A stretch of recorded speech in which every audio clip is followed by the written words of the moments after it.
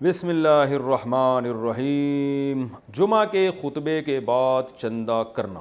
جمعہ کے خطبے کے دوران چندہ کرنے کے لیے جو افراد صفوں میں پھرتے ہیں اور لوگ ان کے چندے کی ٹوکری میں چندہ ڈالتے ہیں، ان کا یہ عمل شرعاً کیسا ہے؟ بلال صاحب 4 صدہ سے۔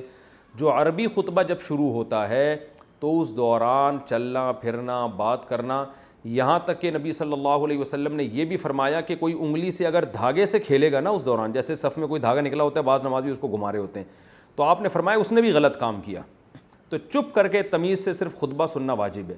تو اس لیے اس دوران نہ چندہ کرنا جائز ہے، نہ چندے کی ٹوکری میں جیب سے پیسے نکال کے دینا جائز ہے۔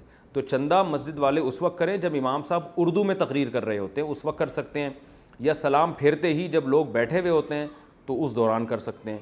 تو خطبے کے دوران چندہ نہیں کیا جا سکتا۔ رخصتی کے وقت دلہن کے سر پر قرآن رکھنا۔ رخصتی کے وقت دلہن کے سر پر قرآن مجید رکھا جاتا ہے، یہ کیسا عمل ہے؟ محمد کامران کراچی سے۔ ثابت نہیں ہے نہ نبی سے نہ صحابہ کرام سے، لہذا اس کو سنت عمل سمجھنا تو بالکل جائز نہیں ہے، بدعت ہے پھر اگر سنت سمجھ کے کریں گے، اور اگر بغیر سنت کے کرتے ہیں تو محض ایک رسم برائے رسم ہے۔ تو اس میں یہ پیغام دینا مقصد ہوتا ہے کہ بھئی قرآن کے سائے میں جا رہی ہو، لیکن یہ کہ ان چیزوں کو لوگ دین سمجھنا شروع کر دیتے ہیں، جو نہ کرے اس کو برا کہتے ہیں، اس لیے ان چیزوں کو چھوڑ دینا چاہیے۔ تو میں یہ نہیں کہہ رہا کوئی حرام عمل ہے، لیکن کوئی ایسا عمل بھی نہیں ہے کہ جس کو اپریشیٹ کیا جائے، کیونکہ جو ہے ان چیزوں کو لوگ بالآخر دین کا حصہ سمجھتے ہیں، تو دین میں تحریف کا خطرہ ہوتا ہے، اور قرآن پر عمل کو فوکس نہیں کیا جاتا، بس قرآن کے سائے میں رخصتی کو فوکس کیا جاتا ہے۔ تو زیادہ فوکس کرنا چاہیے عمل کو۔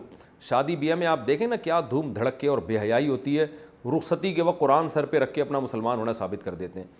تو قرآن نے تو سادگی سے نکاح کا حکم دیا، بے حیائی سے بچنے کا حکم دیا، اس کو فالو کریں، اس سے برکت ہوگی۔ تو ان چیزوں کی وجہ سے نا جب لوگ پھر عمل کو دوسرے درجے میں رکھ دیتے ہیں، تو یہ غلط چیز ہے۔ نماز میں جماعی لینے کا حکم۔ نماز میں جماعی لینا کیسا ہے؟ انس ملک انڈیا سے۔ منع ہے نماز میں جماعی لینا، آئے تو روکنی چاہیے، اور اگر پھر بھی نہ رک رہی ہو تو پھر جو ہے نا اس میں یہ ہے کہ اگر آپ قیام میں ہیں ہاتھ باندھ کے تو سیدھے ہاتھ کو منہ پہ رکھیں تاکہ حرکت کم سے کم ہو، الٹا ہاتھ نکالنے میں حرکت زیادہ ہوگی کیونکہ وہ نیچے ہے، یہ فقہا نے یہ بات لکھی ہے۔ اور اگر قیام کی حالت میں نہ ہو تو پھر الٹا ہاتھ نماز میں منہ پہ رکھ لیا جائے، منہ پھاڑ کے نہ ایسے کھڑے ہوا جائے۔ حیض نہ آتا ہو تو عدت کیا ہوگی؟ ہنی صدیقی۔ میری خالہ کے شوہر نے خالہ کو جھگڑے کے سبب سال بھر سے ان کی بہن کے گھر چھوڑا ہوا ہے، اور اب 1 سال بعد خالہ کو 1 طلاق لکھ کر بھیجی ہے۔ اس بات کو 3 ماہ گزر گئے ہیں، انہوں نے عدت نہیں کی تھی، خالہ کو حیض آنے بھی بند ہو چکے ہیں، ایسے میں عدت کا کیا حکم ہے؟ اگر خالہ کی عمر اتنی ہو چکی ہے کہ ان کو حیض یعنی مینسز آنا بند ہو چکے ہیں عمر کی وجہ سے، تو پھر قرآن نے واضح طور پر بیان کیا ہے کہ ایسی عورت کی عدت 3 مہینے ہے، تو 3 مہینے میں نکاح ختم ہو جائے گا، کیونکہ 1 طلاق دے چکے ہیں تو وہ نکاح اس طرح سے ختم ہو جائے گا اور وہ طلاق بائن ہو جائے گی، یعنی نکاح ٹوٹ جائے گا۔ فیکٹری میں جمعہ ہو سکتا ہے؟ ہماری فیکٹری میں جائے نماز ہے، مسجد نہیں ہے، وہاں جمعہ بھی پڑھایا جاتا ہے، جبکہ فیکٹری میں باہر سے آنے کی اجازت نہیں ہوتی، اس بارے میں کیا حکم ہے؟ محمد طاہر خان۔ جمعہ کے جائز ہونے کے لیے 2 شرطیں۔ نمبر 1 شہر ہو، اگر یہ فیکٹری کسی گاؤں میں یا صحرا میں شہر سے بہت دور ہے، مضافات میں بھی نہیں آتی شہر کے، تو پھر یہاں جمعہ جائز نہیں ہے۔ دوسری شرط یہ کہ اذن عام ہو، سب لوگوں کو اس میں آنے کی اجازت ہو، تو یہ 2 شرطیں اگر نہیں پائی جائیں گی تو جمعے کی نماز کی اجازت نہیں ہوگی۔ تو فیکٹری میں اگر اذن عام ہے، سب کو اجازت ہے، آ سکتے ہیں، تو وہ نماز ہو جائے گی، اور اگر پابندی لگائی ہوئی ہے تو پھر نماز جائز نہیں ہے۔ موبائل پر لون لینا کیا جائز ہے؟ موبائل میں بیلنس ختم ہو گیا، دور دور تک کوئی دکان نہیں ہے، تو لون لینا کیسا ہوگا؟ مسعود محمود خان ایبٹ آباد سے۔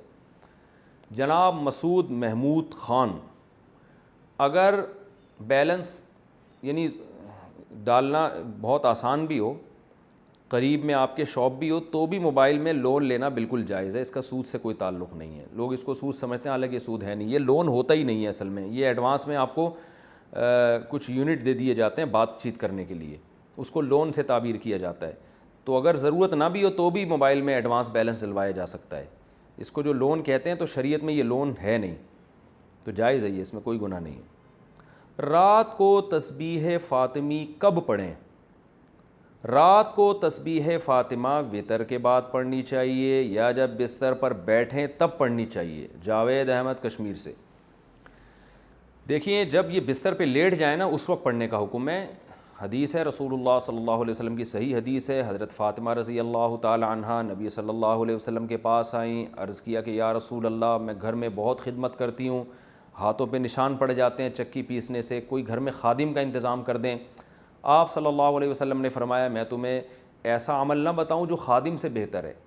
فرمایا ضرور بتائیے۔ تو آپ صلی اللہ علیہ وسلم نے فرمایا 33 دفعہ، فرمایا جب تم بستر پہ سونے کے لیے لیٹ جاؤ، حضرت علی سے بھی آپ نے فرمایا، حضرت فاطمہ سے بھی، کہ جب بستر پہ سونے کے لیے لیٹ جاؤ، ایک روایت میں آتا ہے کہ آپ صلی اللہ علیہ وسلم خود حضرت فاطمہ کے گھر گئے اور حضرت علی اور حضرت فاطمہ کے درمیان میں بیٹھ کے آپ نے ان کو نصیحت فرمائی کہ جب تم سونے کے لیے بستر پہ لیٹ جاؤ 33 دفعہ سبحان اللہ، 33 دفعہ الحمدللہ اور 34 دفعہ اللہ اکبر پڑھو۔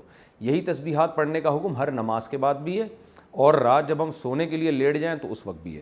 تو یہ وطر کے بعد نہیں پڑھے جائیں گے بلکہ جب آپ بستر پہ سونے کے لیے لیٹ جائیں تو اس وقت پڑھی جائے گی یہ تسبیح۔ اور اس کی یہ فضیلت ہے کہ آپ صلی اللہ علیہ وسلم نے اپنے داماد اور اپنی بیٹی کو یہ تسبیحات بتائیں، اور فضیلت یہ بتائی کہ یہ گھر میں خادم سے بہتر ہے، یعنی خادم سے تمہیں وہ کچھ حاصل نہیں ہوگا جو تمہیں ان تسبیحات پڑھنے سے قیامت میں جو اجر ملے گا، تو اس اجر کو دیکھ کر تم یہ کہو گے کہ ہم نے دنیا مصیبت میں گزار دی، مصیبت سے مراد یعنی مشقتوں میں گزار دی، تو جو اجر ہمیں مل رہا ہے یہ اس خادم سے کروڑہ گنا زیادہ ہے۔ اس خادم سے ہمیں جو سہولت ملتی اس سے اتنا مزہ نہیں آئے گا جتنا اس اجر کو دیکھ کے قیامت میں مزہ آئے گا۔ اللہ ہم سب کو توفیق عطا فرمائے۔